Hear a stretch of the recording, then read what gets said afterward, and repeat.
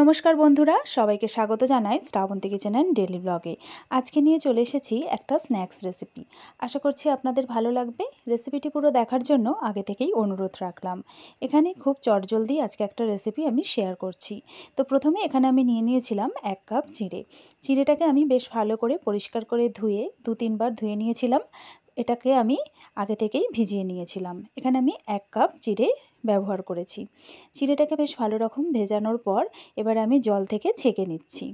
খুব কম সময়ে খুব ইজি রেসিপি, খুব চটজলদি আপনারা এটা বানিয়ে ফেলতে পারবেন। জল থেকে চিঁড়েটা ছেঁকে নিয়েছি। এবারে আমি এখানে দিয়ে দিয়েছি আলু। এখানে আমি একটা মিডিয়াম সাইজের একটাই আলুর ব্যবহার করেছি। আলুগুলোকে ফালি ফালি করে সেদ্ধ করে নিয়েছিলাম।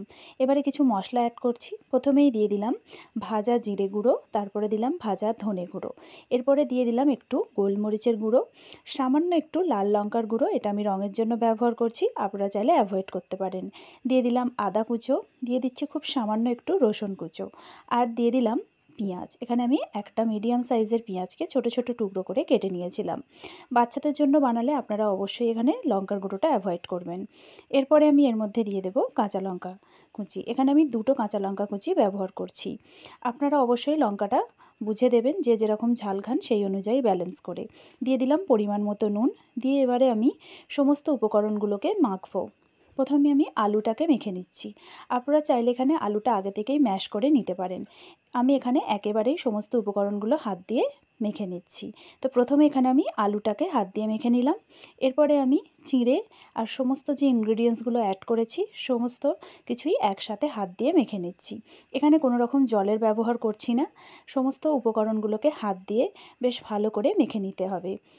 আপনারা যারা সম্পূর্ণ নিরামিষ খাবার খান তারা কিন্তু পেঁয়াজ রসুন বাদ দিয়েও এটা বানাতে পারেন। এটা খেতে কিন্তু খুবই সুন্দর লাগে। ভেজ বানালেও এটা ভীষণ টেস্টি হয়।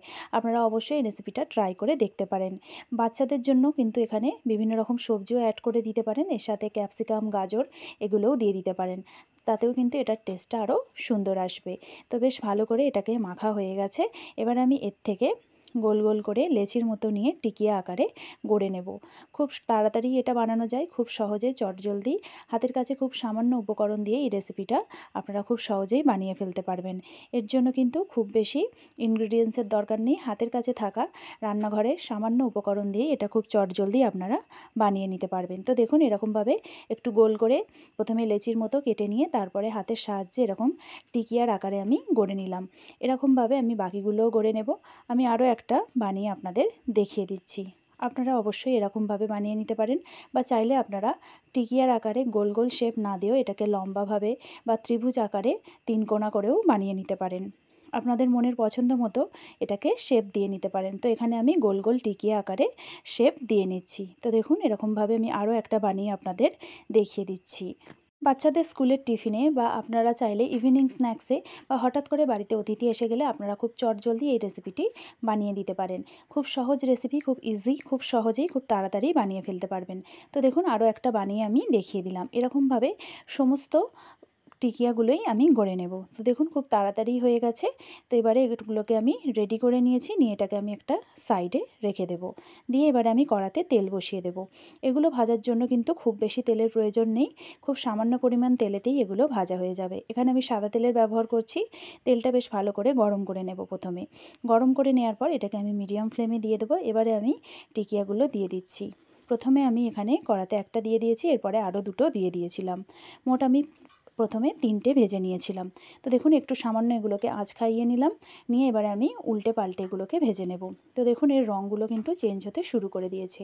প্রথমে আমি একটা সাইড করে উল্টে দিলাম। এরকমভাবে প্রায় 1-2 মিনিট করে রেখে রেখে এগুলোকে উল্টে নেব। আর আপনারা অবশ্যই এটাকে কিন্তু খুব তাড়াতাড়ি করে করতে যাবেন না। মিডিয়াম ফ্লেমে দিয়ে একটু সময় নিয়ে সামান্য তবে ভাজবেন, কারণ না হলে কিন্তু ভেতরটা কাঁচা থেকে যাবে আর দুটো সাইড খুব সহজেই পুড়ে যাবে বা লাল হয়ে যেতে পারে।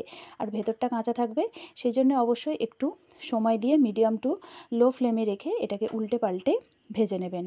তো দেখুন এর রঙটা কিন্তু বেশ চেঞ্জ হয়ে এসেছে। দুপিঠগুলোই উল্টে পাল্টে এগুলোকে সমানভাবে আমি ভেজে নিচ্ছি। এর রঙটাও বেশ সুন্দর এসেছে, সোনালি কালার হয়ে গেছে। তো গোল্ডেন ব্রাউন কালার করে এটাকে আমি ভেজে নিচ্ছি। তো বন্ধুরা এগুলো ভাজা প্রায় হয়ে এসেছে। এবার আমি তেল থেকে ছেঁকে নিয়ে এগুলোকে তুলে নিচ্ছি। তো দেখুন একটা একটা করে আমি তুলে নিচ্ছি, আর এর রঙটাও বেশ সুন্দর এসেছে।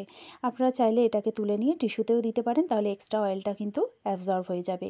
তো দেখুন আমি এগুলোকে তুলে নিচ্ছি। খুব সহজেই খুব ইজিলি এই রেসিপিটা আপনারা খুব চটজলদি বানিয়ে ফেলতে পারবেন। আর দেখুন এগুলো ভাজাও হয়ে গেছে। 3টে টিকিয়াই আমি তুলে নিলাম। আপনারা চাইলে কিন্তু এখানে সর্ষের তেলেও ভাজতে পারেন, এখানে আমি সাদা তেলে ভাজলাম। এবারে আমি বাকিগুলো ওই কড়াতে এই পরিমাণ তেলেতেই দিয়ে দিলাম। এখানে আর এক্সট্রা কোনো রকম তেলের ব্যবহার করিনি, খুব অল্প পরিমাণ তেলেই এগুলো ভাজা হয়ে যায়। একটু সময় নিয়ে উল্টে পাল্টে আঁচ খাইয়ে এগুলোকে ভেজে নিলেই দেখবেন খুব তাড়াতাড়ি খুব স্বাস্থ্যকর টিফিন রেসিপিও বলতে পারেন। আপনারা চাইলে বর্ষার দিনে, এই বৃষ্টির দিনে এই রেসিপিটা চটজলদি বানিয়ে ফেলতে পারেন। বাড়িতে থাকা হাতের কাছে ইনগ্রেডিয়েন্টস দিয়ে খুব সহজেই এটা বানানো যায়। তো সেকেন্ড ব্যাচটাও এখানে ভাজা হয়ে গেছে, এবারে আমি এটাকে তুলে নিলাম। তো বন্ধুরা রেসিপিটি কেমন লেগেছে অবশ্যই কমেন্ট বক্সে জানাবেন। ভালো লাগলে লাইক করবেন। এরকম রেসিপি দেখতে চাইলে চ্যানেলটিকে সাবস্ক্রাইব করবেন, আর পাশে থাকা বেল আইকনটি অবশ্যই প্রেস করবেন। তো বন্ধুরা গরম গরম আপনারাও বানিয়ে ফেলুন এরকম ইজি স্ন্যাক্স রেসিপি। চিড়ে আলুর টিকিয়া রেসিপিটি কেমন লাগলো অবশ্যই কমেন্ট বক্সে জানাবেন। থ্যাংক ইউ সো মাচ বন্ধুরা রেসিপিটি পুরো দেখার জন্য।